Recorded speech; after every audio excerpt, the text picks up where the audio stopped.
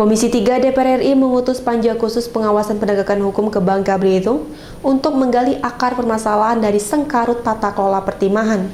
Panja tersebut menggelar pertemuan dengar pendapat dengan Kapolda, Kejati, dan Pemprov Bangka Belitung setelah sebelumnya menggelar pertemuan dengan Direksi PT Timah.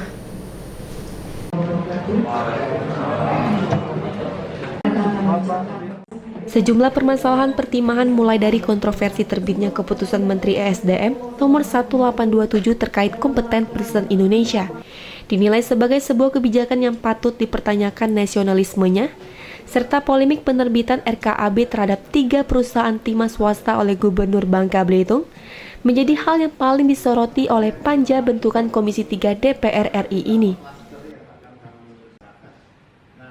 Permen ESDM ini otomatis hanya menyisakan 5 smelter yang masuk dalam konsorsium PT Timah saja, yang dapat melakukan ekspor karena telah memenuhi ketentuan kompeten person Indonesia atau CPI sebagai persyaratan bagi penerbitan RKAB.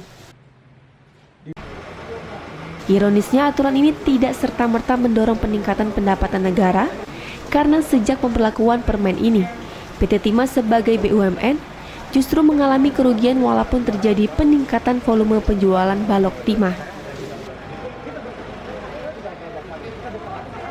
Cermati kehadiran peraturan menteri dan keputusan menteri itu memang betul-betul nasionalis atau seolah-olah nasionalis dan ditunggangi oleh kepentingan pihak lain.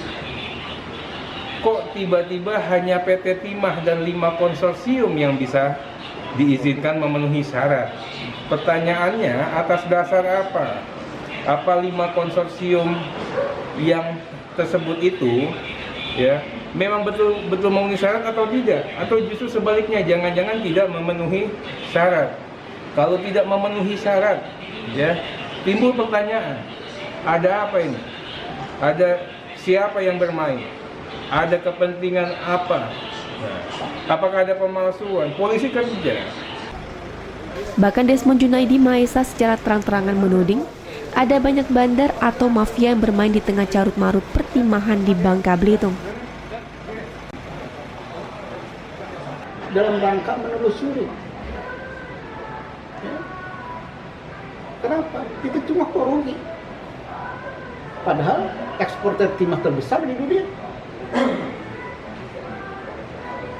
Dan PT Timah mengakui dengan penegakan hukum mereka meningkatkan produksinya. Jadi hasil produksinya yang hari ini bocor, dengan ada penegakan hukum bocornya tertambah dan ada peningkatan. Banyak bandar juga di sini yang memainkan lucu-lucuan seperti ini, yang membuat penegak hukum tidak berjalan maksimal. Ya.